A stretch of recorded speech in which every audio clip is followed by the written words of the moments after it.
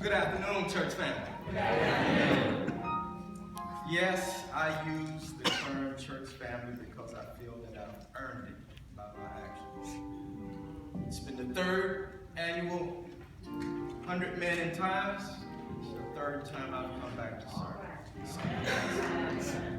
So today I'm honored and humbled to be back to celebrate 100 Men in Times. Now, sisters, I see you are present today and you're representing very well. But this message is not for you today. So sit back and know that as the late Elizabeth Taylor told her husband, I won't keep you long.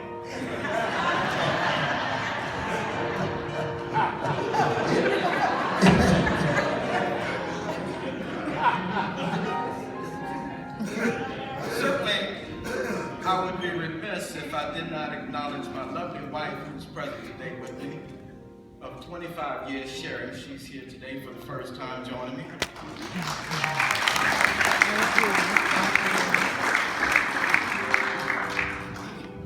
The title of my message today is To Whom Much is Given, Much is Required. Brothers, I stopped by to tell you today that your blessing is in your obedience to God.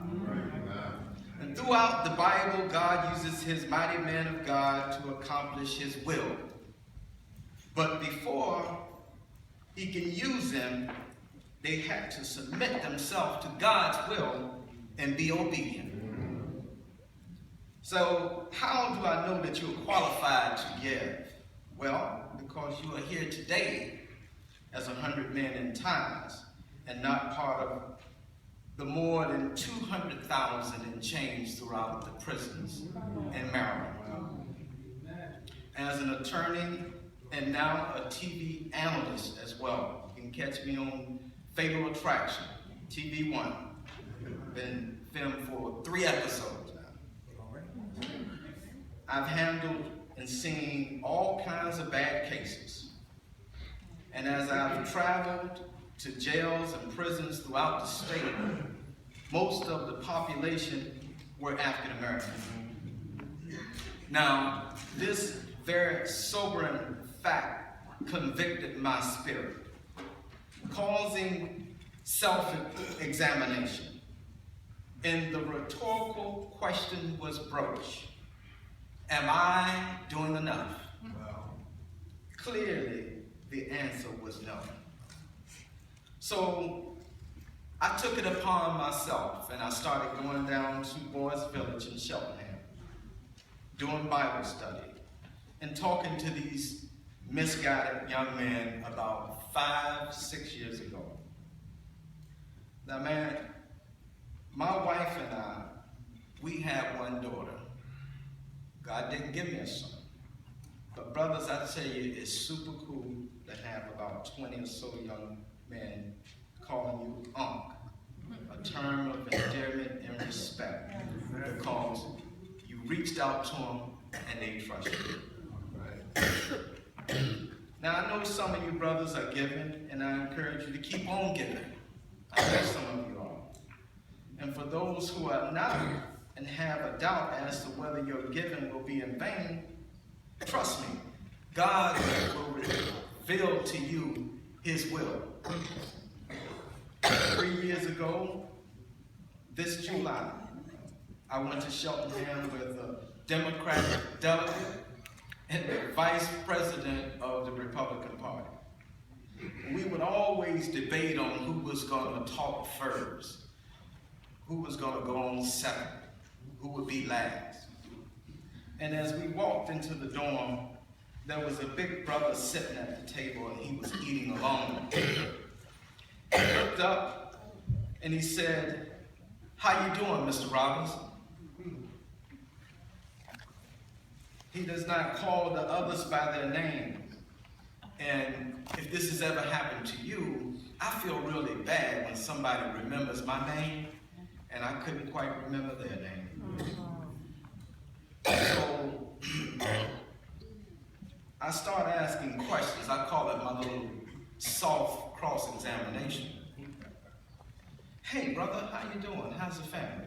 How's everybody doing? How's your mother? So the brother's on to me, I'm hoping that if I can get him talking, it's gonna spark a memory and I'm gonna realize where I know him from. But he's on to me and he calls me out. And when you call me out, I'm an honest man. I'm honest enough to tell me you got me. He says, Mr. Robinson, you don't even remember me.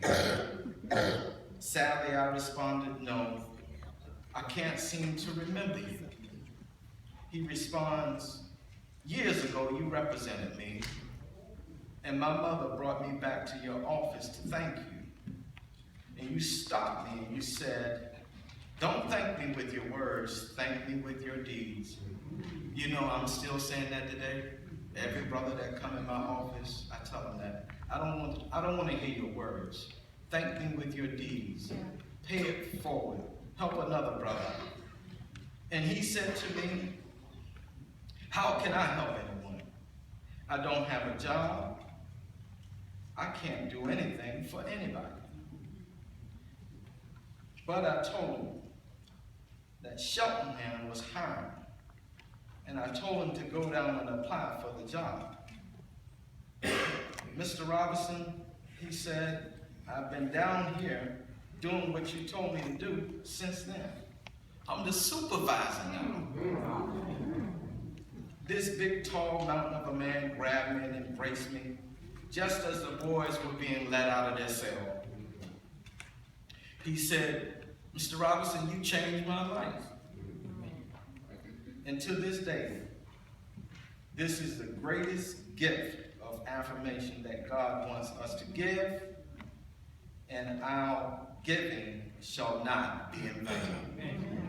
Thank you, and God bless you all.